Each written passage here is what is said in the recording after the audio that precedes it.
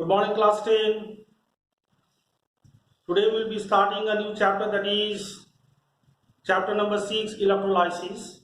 Now in this chapter, first we'll try to clear the terms related to electrolysis, like electrolyte, and then the strong electrolyte, weak electrolyte, non-electrolyte, and then after that we'll discuss about the term like electrolytic cell, electrochemical cell, and then after that comes the component of electrolytic cell like cathode, anode.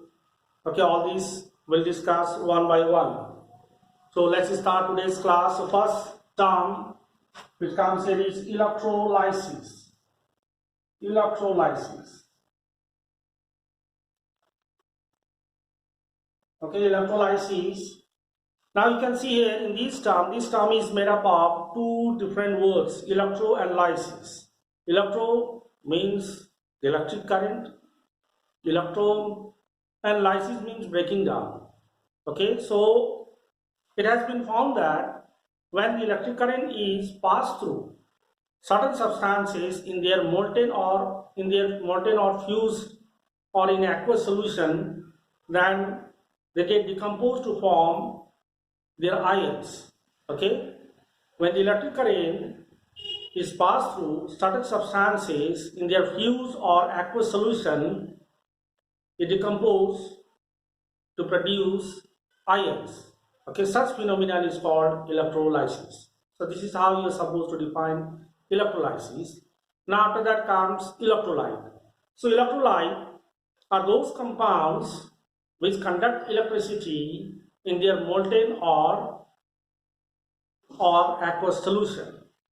Okay, so those chemical substances which conduct electricity in molten or aqueous solution is what we call the electrolytes. Okay, so electrolytes, when the electricity is passed through them, they get completely dissociated into the ions. Okay, and these free ions are responsible for conducting electricity in them.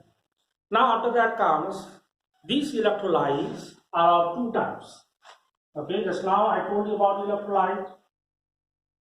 electrolyte. Okay, electrolyte. Now in question that I can see, like examples, sodium chloride is an electrolyte, but sodium chloride in solid state cannot conduct electricity. Okay, because sodium chloride, in order to conduct the electricity, there must be the presence of free ions. In solid state, sodium ion and chlorine ion in sodium chloride is strongly held together. Okay, they are not free. So that is why when they are in fused state or molten state or in aqueous solution, then what happens is that their ions becomes free to move, and thereby they carry the charges and the electric current flows through them.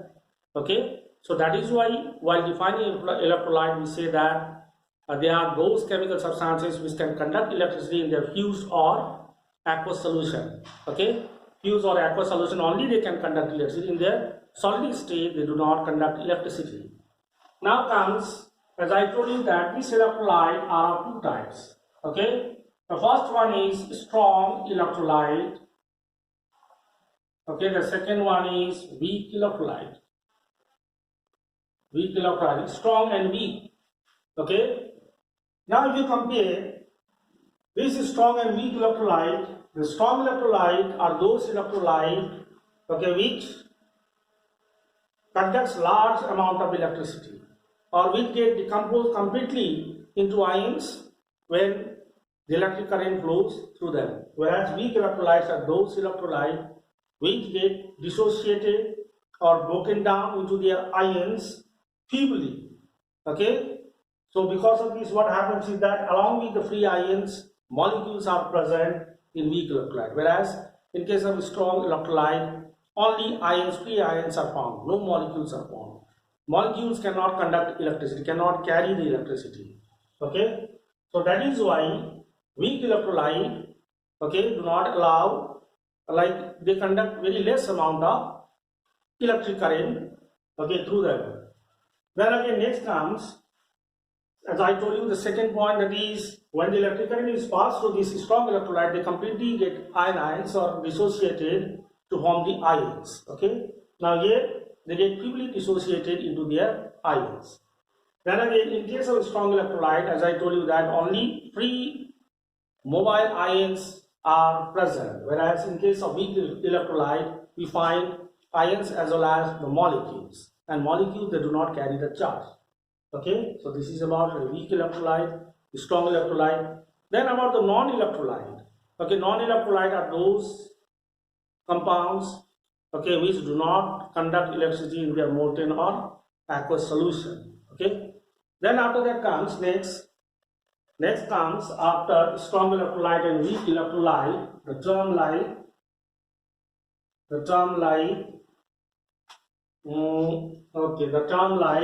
electrolytic cell. In electrolytic cell, let's discuss in next video. In this video, let us keep up to here. Thank you, students.